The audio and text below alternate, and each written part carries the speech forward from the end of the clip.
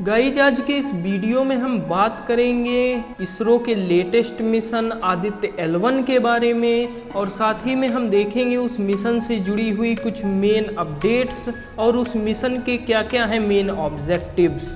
तो hi guys, मेरा नाम है सगुन वर्मा और आप देख रहे हैं चस्का फॉर यू। चलिए शुरू करते हैं आज का वीडियो।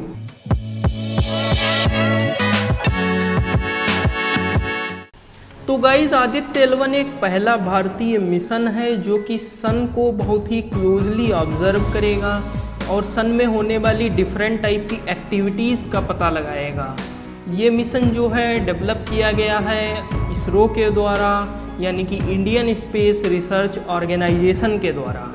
तो गाइज ये जो आदित्य L1 स्पेसक्राफ्ट है वो हुआ है लॉन्च इसरो के PSLV C57 रॉकेट के द्वारा।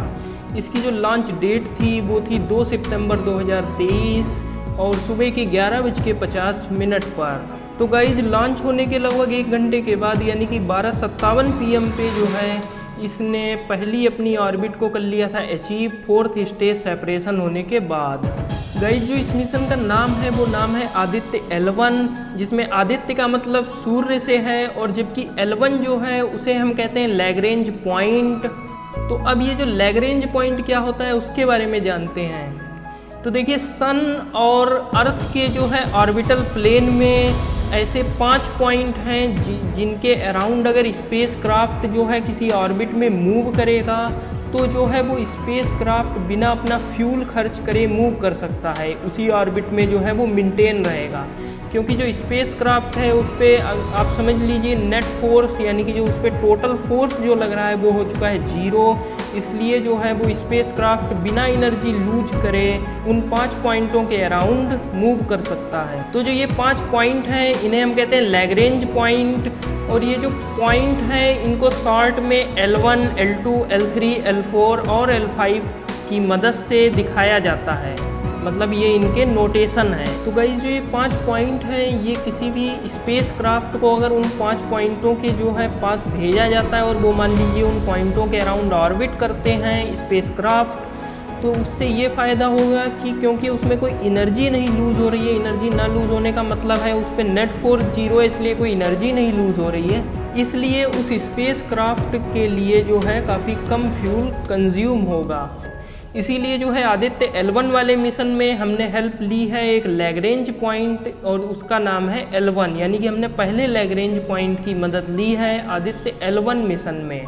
और ये जो आदित्य L1 है वो लगभग 127 दिन के बाद उस L1 पॉइंट के पास पहुंच पाएगा। लॉन्च से 127 दिन यानी 2 सितंबर से जो है 127 दिन के बाद पहुंच पाएगा उस पॉइंट पर।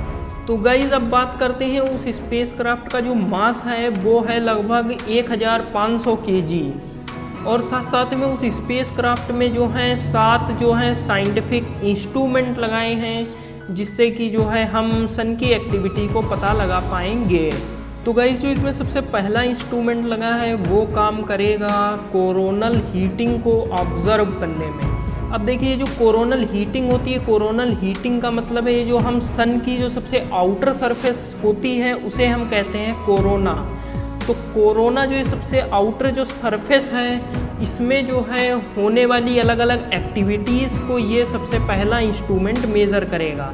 इस इंस्ट्रूमेंट को हम कहते हैं विजिबल इमिशन लाइन कोरोनाग्राफ, यानी इसे शॉर्ट में कहा जाता है VELC।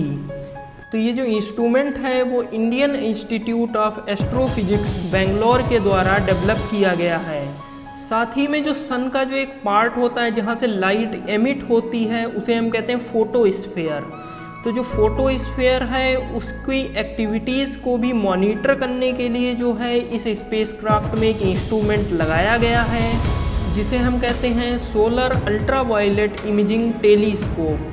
ये समझ लीजिए एक टेलीस्कोप है, ये एक इंस्ट्रूमेंट है जो उस स्पेसक्राफ्ट के साथ अटैच है और साथ साथ में जो है ये सन के फोटोस्फीयर और क्रोमोस्फीयर को जो है ऑब्जर्व करेगा, मतलब उसमें होने वाली एक्टिविटीज़ को जो है वो बताएगा। तो ये जो क्रोमोस्फेयर है वो जो है सन का ही एक पार्ट है। सन का सबसे आउटर वाला हिस्सा जिसे हमने कहा था कोरोना, उसके जो अंदर वाला हिस्सा होता है उसे हम कहते हैं क्रोमोस्फेयर, और उससे जो अंदर वाला हिस्सा होता है उसे हम कहते हैं फोटोस्फेयर। तो इसीलिए जो है ये क्रोमोस्फेयर के जो है ये इस रीजन से जो है रेड लाइट का स्पेक्ट्रम इमिट होता है। यानी कि आप समझ लीजिए जो रेड लाइट की जो वेवलेंथें हैं वो इस रीजन से होती हैं एमिट। तो इसलिए जो आदित्य L1 स्पेसक्राफ्ट है उसमें ये इंस्ट्रूमेंट है जिससे आप जो है फोटोस्फेयर और क्रोमोस्फेयर में होने वाली अलग अलग टाइप की एक्टिविटीज़ को मॉनिटर कर सकते हैं।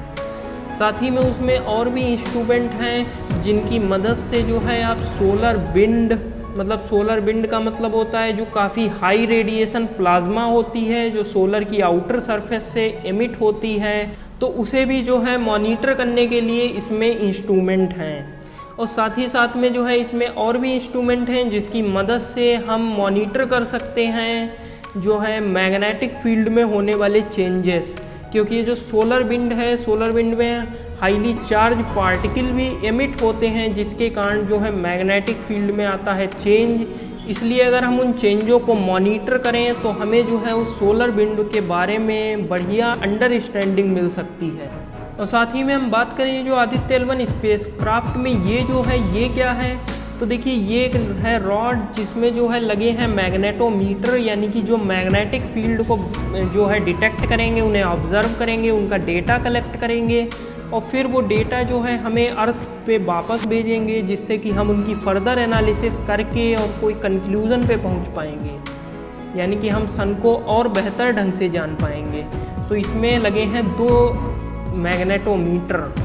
तो कुल मिला के जो है आदित्य L1 का जो मेन ऑब्जेक्टिव है वो है सोलर में होने वाली अलग अलग टाइप की एक्टिविटीज़ को ऑब्ज़र्व करना और उनके बारे में पता लगाना और साथ साथ में जो उनका डेटा है वो हमें वापस भेजना। तो अगर अब बात करें जो है ये जो आदित्य L1 स्पेसक्राफ्ट है इसमें जो है अभी तक जो है 4 बार इसकी ऑर्बिटों को बढ़ाया जा चुका है।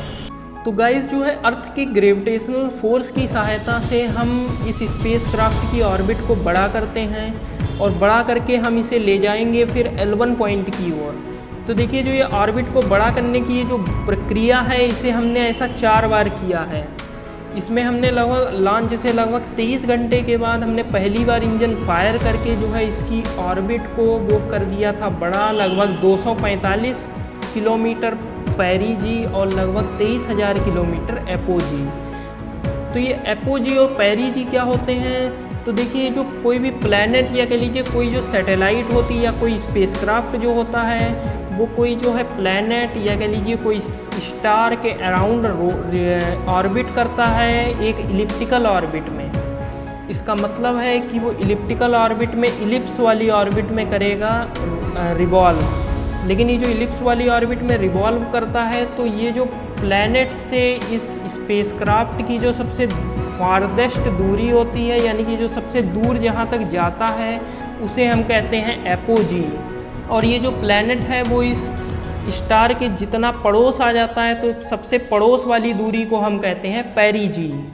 तो इसीलिए जो है इसकी ऑर्बिट को बड़ा कर दिया गया था और इसे लगभग 245 किलोमीटर पेरिजी और लगभग 23,000 किलोमीटर एपोजी कर दिया गया था।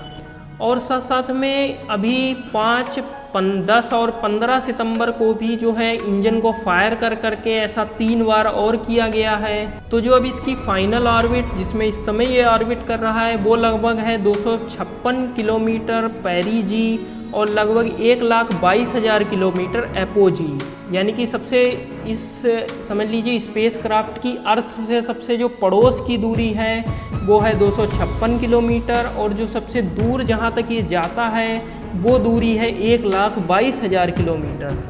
और अभी जो है 19 तारीख को यानी 19 सितंबर 2023 को रात के लगभग 2 बजे के अड़ोस पड़ोस जो है हम इसे भेज देंगे L1 पॉइंट की ओर। यानी कि अब इसके बाद हम क्या करेंगे कि इस ऑर्बिट को हम इतना बड़ा कर देंगे कि ये जो सबसे फारदेस्ट वाली दूरी थी यानी ये जो सबसे दूर गया था वहाँ तक इसका जो है ये प्लैनेट वो जो ये अर्थ है वो इसे खींच नहीं पाएगी। इसका मतलब है ये जो स्पेसक्राफ्ट है वो कर जाएगा स्केप और ये स्केप करने के बाद जो है जाएगा L1 पॉइंट की ओर। तो ये जो इवेंट होने वाला है ये 19 तारीख को होगा और इसी को हम कहते हैं ट्रांस लैग्रेंजियन इंजेक्शन। ये ट्रांस लैग्रेंजियन इंजेक्शन क्यों कहा जा रहा है? क्योंकि लैग्रेंजियन पॉइंट की ओर जाएगा ये, इसीलिए हम इसको इंजेक्ट करेंगे लैग्रेंजियन पॉइंट की ओर। यानी कि हम इसकी ऑर्बिट को इतना बड़ा कर देंगे कि ये जो अर्थ है वो इस स्पेसक्राफ्ट को फारदेस्ट, जब ये सबसे दूर जाएगा तब इसे खींच नहीं पाएगी। इसलिए जो है ये जो स्पेसक्राफ्ट है, यानी कि ये जो आदित्य L1 स्पेसक्राफ्ट है वो कर जाएगा एस्केप और ये फिर जाएगा L1 पॉइंट की ओर। तो यानी कि अभी तक हमने जो है इसकी 4 बार ऑर्बिट को बड़ा किया है और इस समय ये करेंटली जो है सबसे बड़ी ऑर्बिट में चल रहा है। और 19 तारीख को जो है हम इसे करेंगे इंजेक्ट, वो भी लैग्रेंजियन पॉइंट की ओर। तो उम्मीद है आप समझ पाए होंगे आदित्य L1 मिशन के बारे में, और साथ साथ में हमने ये भी जाना कि इस मिशन का नाम आदित्य L1 क्यों है। इसमें ये जो L1 है, L1 डिनोट कर रहा है लैग्रेंज पॉइंट को, पहला लैग्रेंज पॉइंट। और साथ साथ में जो है हमने ये भी जाना कि लैग्रेंज पॉइंट क्या होते हैं। और इसी के साथ में हमने जो है ये भी देखा कि जो आदित्य L1 स्पेसक्राफ्ट है उसकी लेटेस्ट अपडेट क्या है। जो है वो 15 तारीख को अभी रिसेंटली जो है उसकी ऑर्बिट को बड़ा किया गया था और वो अब इस समय सबसे बड़ी ऑर्बिट में रिवॉल्व कर रहा है। और अभी 19 तारीख को जो है इसे इंजेक्ट किया जाएगा, यानी कि इसे एस्केप करवा दिया जाएगा अर्थ के ग्रेविटेशनल पुल से। और फिर ये जो है ये जो स्पेसक्राफ्ट है वो जाएगा लैग्रेंज पॉइंट की ओर और वहाँ पे करेगा ऑर्बिट, मतलब उसके अराउंड करेगा ऑर्बिट। तो उम्मीद है आपको ये वीडियो पसंद आया होगा। अगर आपको ये वीडियो पसंद आया है तो आप इस वीडियो को लाइक और शेयर करना ना भूलें।